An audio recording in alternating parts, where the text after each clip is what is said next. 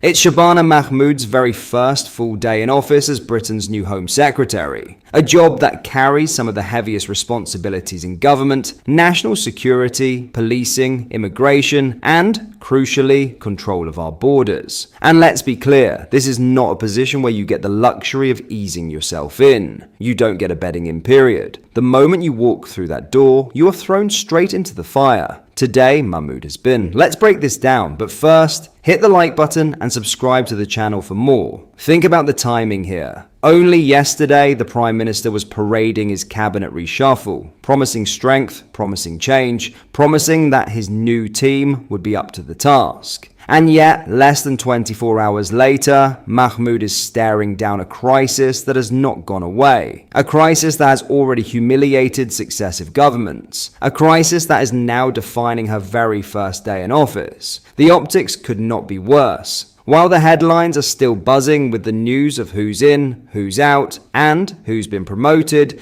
the reality at Britain's borders tells a very different story. So what exactly happened? Reports began filtering in early this morning that crossings in the channel were spiking. Not tens, not hundreds, but hundreds upon hundreds in just a few hours. By midday, the figure had already surged past 450. And projections suggest it could rise dramatically before the day is out. By tonight, the number will stand at more than 1,000 people arriving on Britain's shores in one single day. And all of this, remember, happening on Mahmood's watch. On day one, have a watch. Some breaking news now. Classic, shocking but unsurprising story revealed by our Home and Security editor Mark White.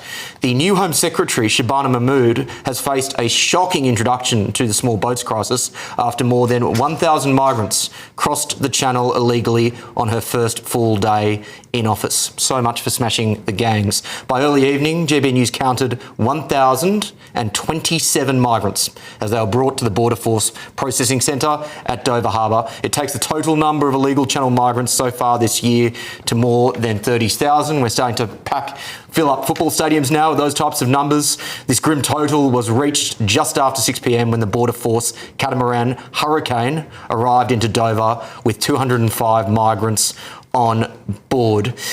Alex, again, I say shocking but unsurprising. Do you think the Shabana Mahmood will be able to stop the boats? No, I don't, because there's only one way to stop the boats, and that's by starting to deport migrants. And until we can actually mass deport migrants, illegal migrants in this country, they will keep on coming. And while we've got a soft touch on them, they will keep on coming. While they can get a home, they'll keep on coming. While they can get a meal every day, they'll keep on coming. So until we crack down on all those things, which Labour's ideologically opposed to, no, she won't be able to. Are you more hopeful, Andy? I think so. I think genuinely she's one of the most successful operators, genuinely quite good operators that the Labour Party has at cabinet level. She did extremely well as national campaign coordinator. She really turned around the fortunes of the Labour Party in 2022, 2023. She's done pretty well at justice. How's she going to do it? I think she's going to take a hard line with civil servants and really push things along. She's going to work to get rid of the backlog in the appeals court. I think she's going to work really hard to get those deportation flights going. I think she's going to push France to the limit of what they can do to stop them coming out the source. Detention centres? I don't think detention centres is the way forward. Certainly worked for Australia. Would you put detention centres in place, Troy? It depends. As long as people are treated humanely, then it depends on what it looks like. If it looks like some sort of concentration camp, then definitely not.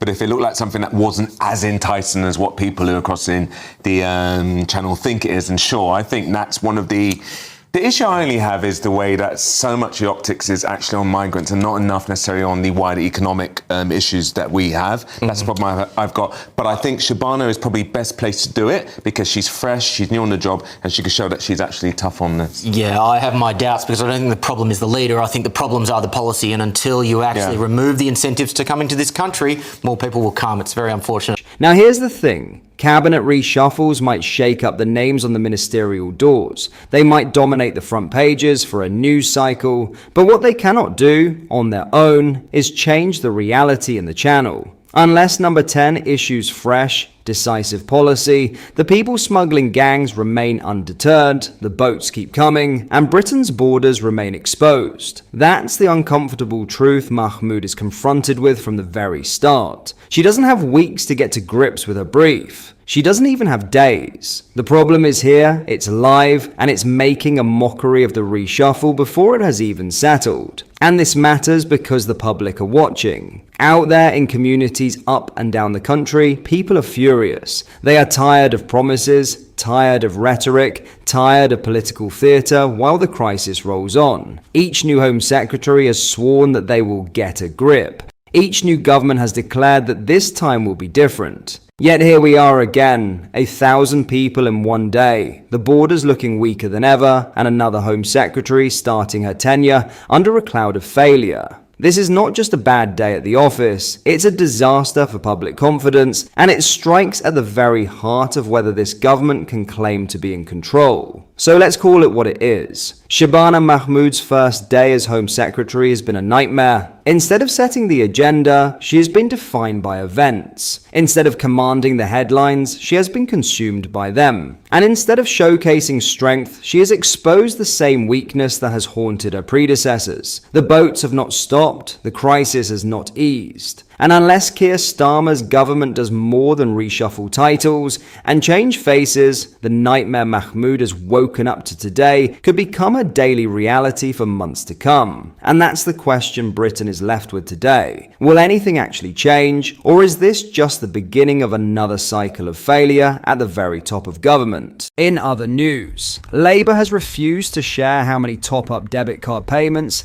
have been made to asylum seekers after it emerged that some use the funds to gamble. Former Tory Minister Steve Barclay accused the Home Office of trying to avoid scrutiny after his requests for the data were rejected 3 times. Asylum Support Enablement Cards, Aspen cards, offer financial support for basic necessities like food, clothing, and toiletries. A claimant typically receives £49.18 each week via a Visa debit card, which enables users to withdraw cash as well as pay for in-store purchases. Concerns have been raised, though, that migrants have been using the money to gamble. Up to 6,537 asylum seekers have used the government cards at least once in arcades and casinos, according to figures released under a Freedom of Information request. Attempts to gamble online using the cards were made, but were blocked each time. Mr. Barclay, who Boris Johnson charged with overseeing efforts to tackle the small boats crisis, said,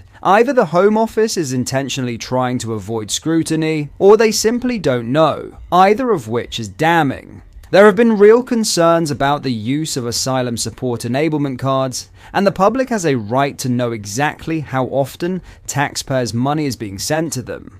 They could be one of the many pull factors that are fueling the small boats crisis, which is even further out of control under Labour. The only way we can tackle it is through tougher measures, and to do this, we will need to be out of the European Convention on Human Rights. Over the past 6 months, Mr. Barclay has asked several parliamentary questions on the issue, trying to decipher information on the number of top-up payments made to Aspen cards. On 3 occasions, the Home Office has refused to answer his questions. Home Office Minister Dame Angela Eagle refused to provide a figure, initially stating what the funds would cover. She refused to include any more detail in the 2 follow-up questions from Mr. Barclay. Aspen cards are currently being used by 80,000 asylum seekers waiting on whether they have a valid claim to stay in the UK. Thousands of asylum seekers are living in hotels at the taxpayer's expense. The Home Office is able to track where the cards are used, but does not block payments for certain transactions. Mr. Barclay said that, given that the data must be held electronically in order to deliver the payments, there appeared to be little credible reason why the Home Office could hold on to the payment. The Home Office has been approached for comment.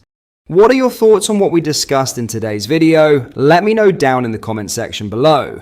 If you have not yet already, make sure you do drop a like on this video and subscribe to the channel for more British content. Thank you, take care, goodbye.